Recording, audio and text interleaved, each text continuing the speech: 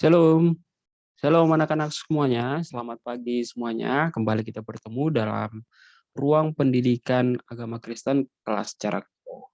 Bapak mau menginformasikan bahwa dalam waktu dekat kemungkinan besar akan dilanjutkan tatap muka di sekolah, tetapi secara teknis Bapak belum bisa memberitahukan apakah nanti hanya kelas besar dahulu yang masuk atau nanti ikut juga kelas-kelas kecil, nanti didengarkan dari wali kelasnya Mas. Oke anak-anak tetap semangat dan tetap menjadi duta-duta untuk menjaga kesehatan dengan mengikuti protokol kesehatan, menghindari pandemi virus corona ini semakin meluas.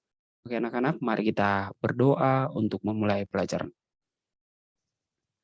Bapa dalam surga, kami berterima kasih karena begitu Engkau baik bagi kami. Hanya Engkaulah sumber keselamatan kami. Kami bersyukur karena kebaikan-Mu senantiasa ada dalam hidup kami hari demi hari.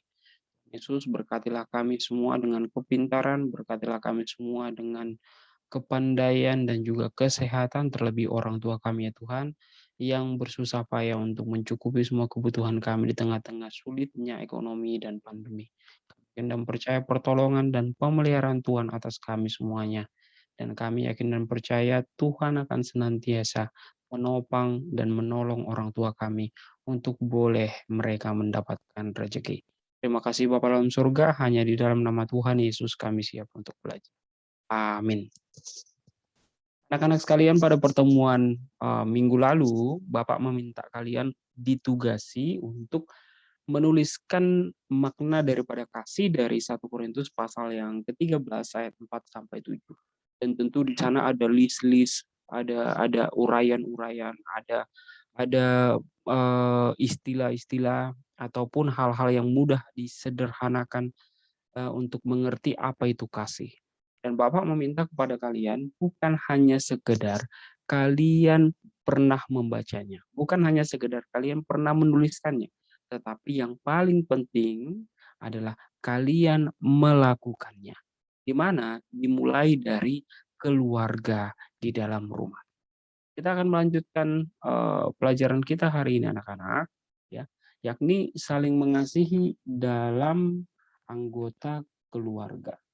Dalam hal ini kita akan mendengarkan sebuah cerita ya dari Kejadian pasal yang ke-42 sampai ke-44. Cerita ini sangat menarik sekali. Kita akan melihat bagaimana hati seorang yang pernah disakiti di dalam keluarganya. Apakah dia balas dendam atau tidak? Hati seseorang yang pernah tidak dianggap oleh saudara-saudaranya. Apakah dia membalaskannya dengan hal yang jahat? Kita akan belajar bagaimana kasih itu saling mengampuni, memaafkan, dan saling menolong. Jadi pada pelajaran sebelumnya kita sudah bernyanyi sebuah lagu Ku Cinta Keluarga Tuhan ya. Mudah-mudahan itu menjadi sesuatu yang menginspirasi dan menjadi sesuatu yang mendasari kita untuk boleh saling mengasihi di rumah kita masing-masing. Kan anak-anak sekalian, mendengarkan cerita ya. Maukah kamu mendengarkan cerita tentang kisahnya? Pernahkah kamu mendengar tokoh Alkitab tentang saling mengasihi di dalam keluarga? Bapak menceritakan ya, meneladani tokoh Alkitab yang menunjukkan sikap saling mengasihi dalam keluarganya. Ada sebuah kisah ya yang pernah terjadi di Israel ya. Ada berkeluarga, mereka satu keluarga ada 12 anak ya. Dari anak-anak Yakub ya. Kemudian dari anak-anak bukan anak apa ya. Mereka itu ada 12 berkeluarga dan anak yang paling bungsu ya. Mereka tidak menyukai anak yang paling bungsu ini, abang-abangnya tidak menyukai anak yang paling bungsu ini. Karena apa? Karena dia sangat dikasihi oleh orang tuanya. Dia seperti dimanja oleh orang tuanya. Dia seperti diutamakan oleh orang tuanya. Dia seperti selalu dianggap anak paling dikasihi oleh orang tuanya. Dan seperti itulah pandangan daripada abang-abangnya kepada yang bernama Yusuf. Suatu ketika karena keirian hati daripada abang-abangnya, mereka berpikir, "Kita apakan ini si Yusuf ini ya?" katanya. "Apa yang harus kita lakukan untuk si Yusuf ini?" Ya. Terus mereka mulai berpikir, "Ah, kalau begitu kita jual saja dia, ya. Atau enggak kita buang saja dia, atau enggak kita bunuh saja dia." Tetapi apa yang terjadi, ya, akhirnya mereka berpikir untuk apa? Untuk membawa Yusuf ke suatu tempat dan berusaha untuk membuang Yusuf, ya. Dan mereka akhirnya sepakat untuk membuang Yusuf. Setelah mereka sampai di sebuah tempat, terus mereka melihat sebuah, lubang galian, mereka berusaha untuk membunuh Yusuf. Tetapi apa yang dikatakan oleh saudaranya, ya, ada salah satu saudara mengatakan, "Mengapa kita harus membunuh dia? Dia kan saudara kita. Udah, kita letakkan saja dia di sini, kita buang saja dia di sini. Jangan sampai kita membunuh dia." Dan akhirnya abang-abangnya semuanya pun berpikir, "Oh ya, jangan membunuh dia." Tetapi mulai dari situ, anak-anak sekalian, mereka juga berpikir, "Ngapain kita hanya meletakkan dia dan membuang dia di sini? Kenapa kita tidak menjual dia sekali?" Ya. Akhirnya apa yang terjadi? Mereka menjual Yusuf kepada orang lain. Coba bayangkan anak-anak sekalian, seorang, adik paling kecil mereka jual kepada orang lain. Saudara-saudaranya menjual dia. Coba bayangkan apa yang terjadi dan apa yang ada di pikiran mereka, menjual adiknya sendiri. Tetapi ternyata itu menjadi sebuah jalan Tuhan untuk nanti menyelamatkan orang-orang Israel. Setelah itu akhirnya si Yusuf itu terjual ke Firaun, ya. Akhirnya dia mulai bekerja di kerajaan Firaun dan suatu ketika dia bekerja sebagai, orang yang menyiapkan makanan dan minuman dan dia mendengar Raja Firaun itu bermimpi tentang suatu hal.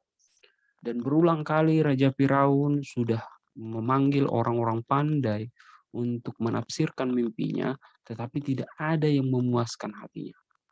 Dan suatu ketika Yusuf mendengarkan kabar itu, ya, Yusuf mendengarkan kabar itu bahwa Raja Firaun itu bermimpi dan dia menawarkan diri untuk menafsirkan mimpinya. Dan apa mimpinya? Yakni akan ada suatu masa di mana 7 tahun akan ada panen berkelimpahan, tetapi 7 tahun kemudian akan terjadi panceklik atau kekeringan ataupun kesusahan untuk menanam tumbuh-tumbuhan. Dan itulah yang membuat hati daripada Firaun sangat puas dengan tafsiran ini. Sehingga digerakkan merekalah pertanian, digerakkanlah orang-orang menanam gandum sebanyak-banyaknya, supaya mereka mempersiapkan 7 tahun setelah hasil 7 tahun setelah masa panen, mereka bisa tetap, makan dan mempunyai stok makanan.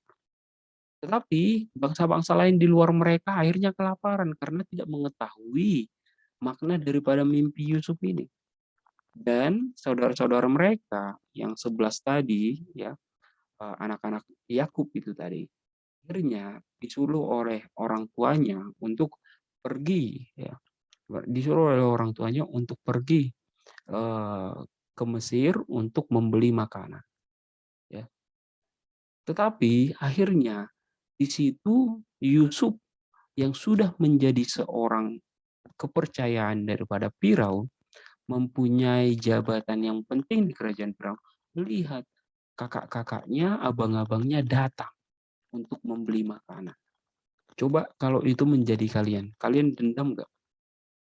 Kalau mungkin di antara kalian yang seperti itu melihat abang-abangnya, terus mengingat apa yang pernah dilakukan oleh abang-abangnya kepada dia, apakah kalian mau memberikan makanan untuk mereka beli?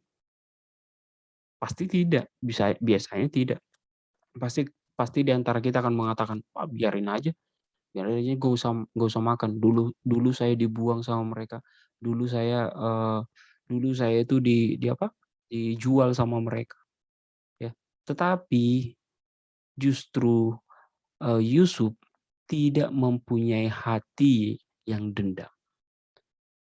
Yusuf tidak mempunyai hati yang dendam, tetapi pada suatu kesempatan dia menyuruh anggotanya untuk menaruh piala tempat minum di kantong-kantong atau di karung daripada beras saudara-saudara.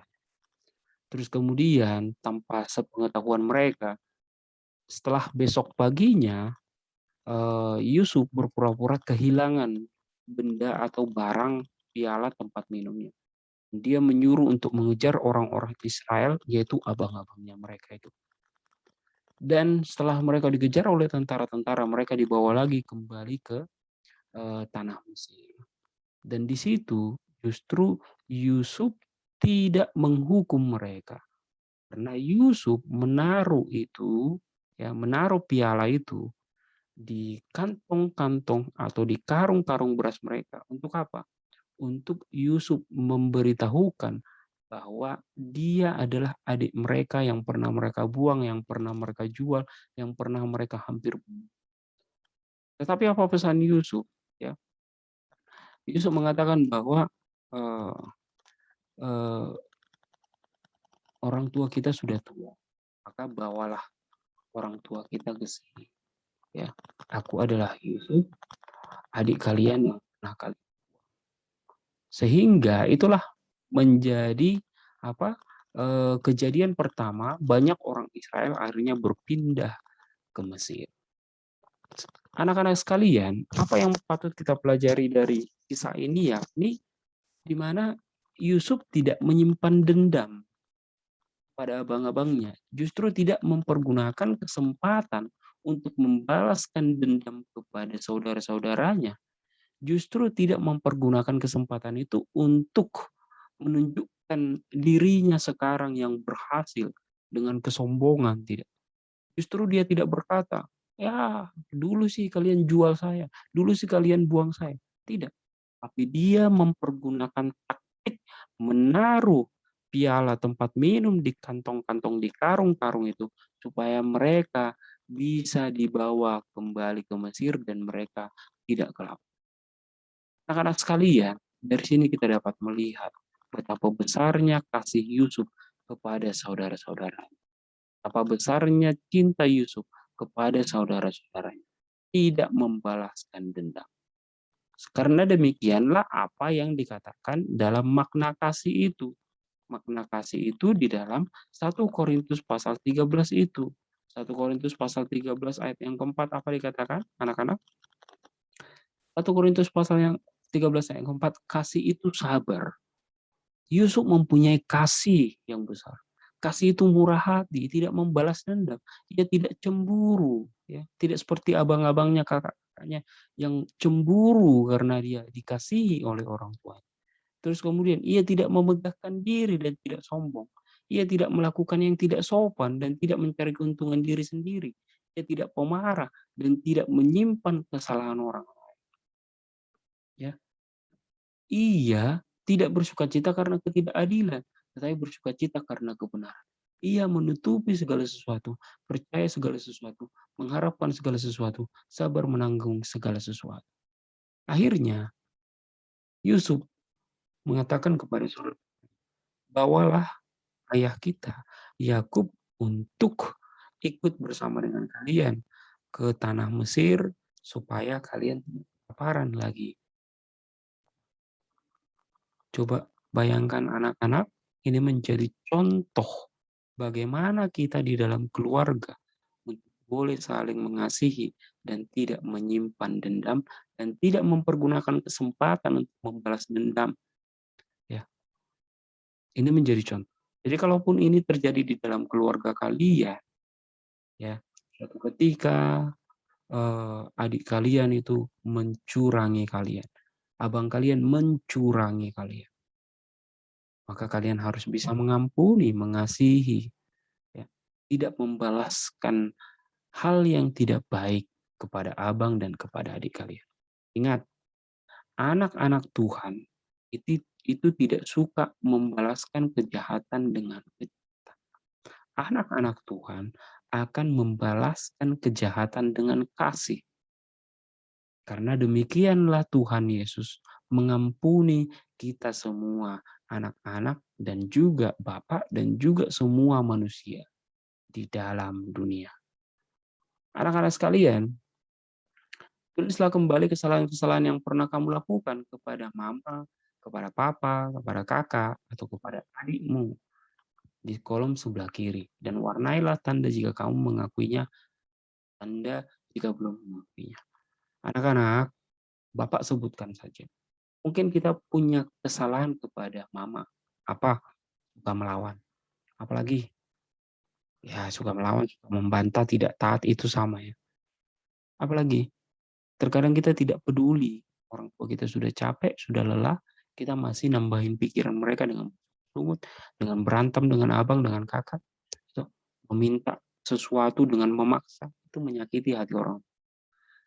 Kepada papa, kalian tidak mengikuti perintahnya. Kalian tidak mau mengikuti apa yang disampaikannya. Itu sangat menyakiti hati. Kepada kakak, kalian mencuranginya. Ya, kalian mengambil haknya, mengambil bagiannya. Misalnya kalau ada makan, kalian makan sendiri. Kepada adik, kalian tidak mau menemaninya. Banyak kesalahan kita di dalam keluarga. Kepada papa, kepada mama, mama kepada papa, mama kepada anaknya, papa kepada anaknya, kakak kepada adiknya, adiknya kepada kakaknya. Karena apa? Karena kita manusia. Tetapi Yusuf dari peristiwa itu bisa menjadi dasar kita untuk berubah. Coba lihat di sini, kegiatan berbicara kasar kepada mama. Apakah kamu masih berbicara kasar kepada mama? Mulai hari ini jangan berbicara kasar. Karena apa? Karena ketika kamu melawan mamamu, kamu tidak sadar betapa susahnya kamu dikandung oleh orang tuamu, oleh mamamu, ya. Betapa kamu dijaga di dalam kandung. Kalau kamu menyakiti hati orang tuamu dengan berkata kasar, maka kamu tidak sadar bahwa kamu telah dibesarkan dengan cinta dan kasih yang besar dari orang tua. Yang selanjutnya, kemungkinan besar ya kepada Bapak tadi, Bapak katakan kamu tidak mengikuti perintahnya. Ya, mulai dari hari ini ikutilah perintah orang tuamu. Karena orang tua, ayah itu adalah perwakilan Allah di dalam dunia. Pada abang, kamu mungkin mencurangi abangmu, ya, kamu mungkin mengambil haknya, yang harusnya makanannya kamu ambil. Ya, mulai dari sekarang, kamu harus menunjukkan sikap berbagi sebagaimana kasih itu murah hati. Kepada adikmu, kamu harus bisa menolong adikmu. Kamu jangan senang ketika adikmu kesusahan. Ya, karena kasih itu murah hati, suka menolong, ringan tangan. Maka dengan demikian anak-anak, marilah kita mengaplikasikan hidup di dalam kasih, di dalam keluarga kita masing-masing. Jangan lupa berdoa kepada Tuhan senantiasa. Untuk apa? Untuk kita diberikan kasih yang besar dalam kehidupan kita. Ingat, yang paling penting di dalam dunia ini, bagi anak-anak Tuhan, anak-anak yang percaya kepada Tuhan Yesus adalah memiliki kasih. Karena itulah bukti daripada kita percaya kepada Tuhan. Kasih adalah bukti kita percaya kepada Tuhan. Karena apa? Karena Allah telah mengasihi kita, maka kita harus hidup di dalam. Karena Allah telah hidup di dalam kita, maka kita harus hidup di dalam Allah. Firman Tuhan berkata, Allah itu adalah siapa yang tidak mengasihi, maka dia bukan anak Allah atau dia tidak mengenal Allah. Ada sebuah lagu anak-anak yang patut untuk kita pelajari, ya. Ini lagu ini akan menggambarkan bagaimana kasih, ya, dan bagaimana harus saling mengasihi. Ini Bapak akan tunjukkan lagunya, ya.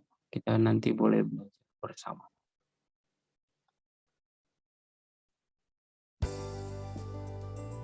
Bapak akan nyanyi untuk kalian.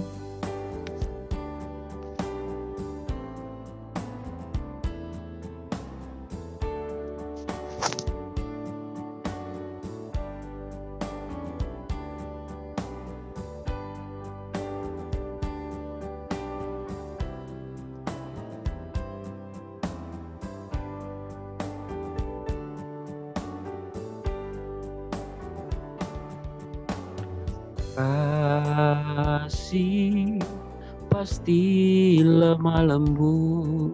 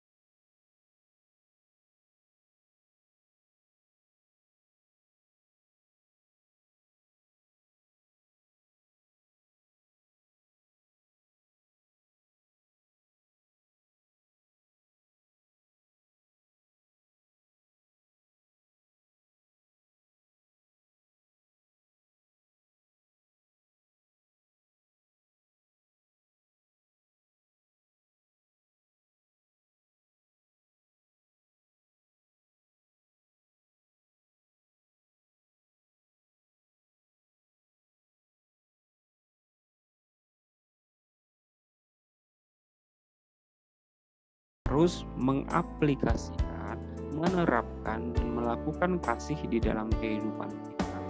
Bagaimana Kristus adalah kasih dan telah mengasihi kita dengan mati di kayu salib, maka kita harus hidup di dalam Kristus dengan melakukan kasih-kasih itu.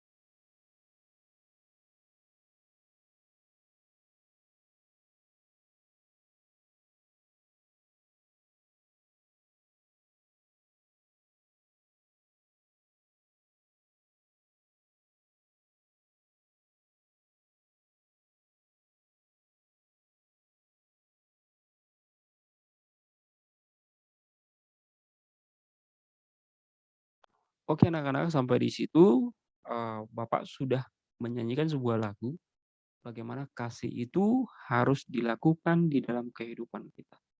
Mintalah kepada Tuhan untuk Tuhan senantiasa memberikan kasih yang besar di dalam kehidupan kita, untuk kita boleh menjadi pelaku-pelaku kasih itu di lingkungan kita.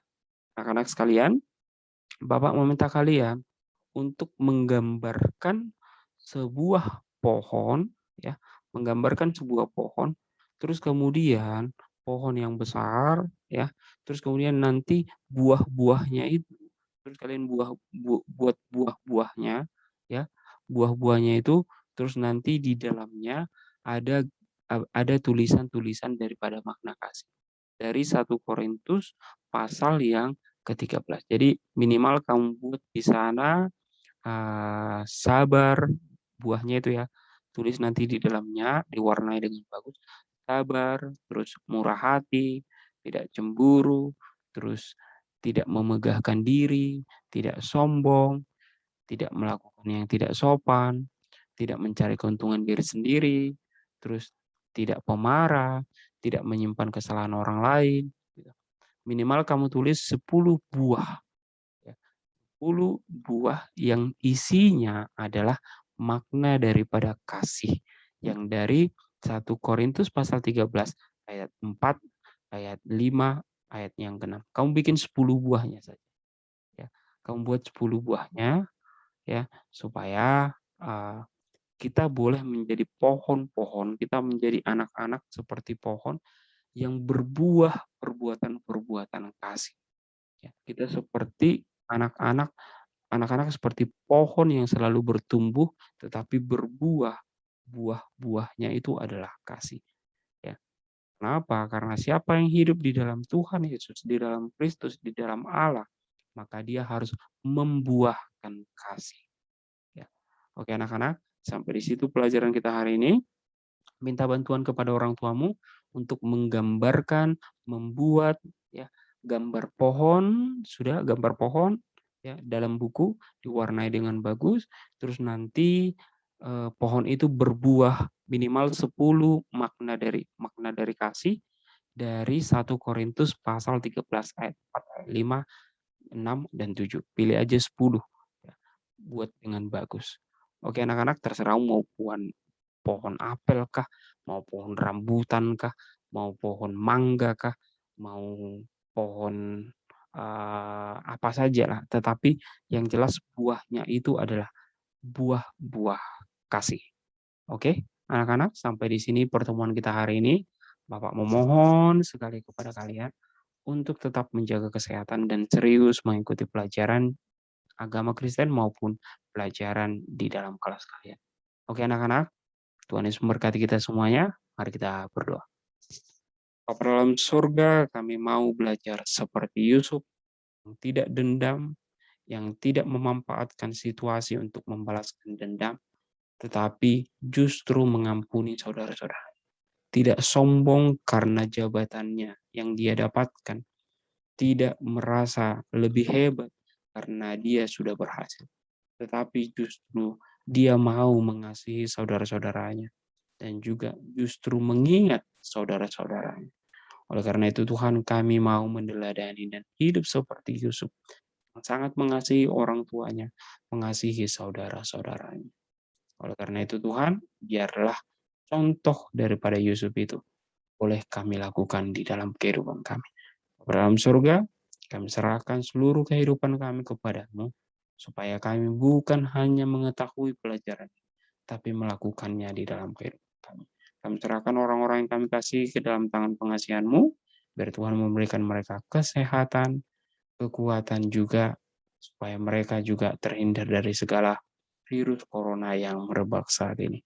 Tuhan berkati bangsa kami, Tuhan berkati negara kami, dan Tuhan berkati rencana untuk sekolah tatap muka, biar semuanya boleh berjalan dengan baik.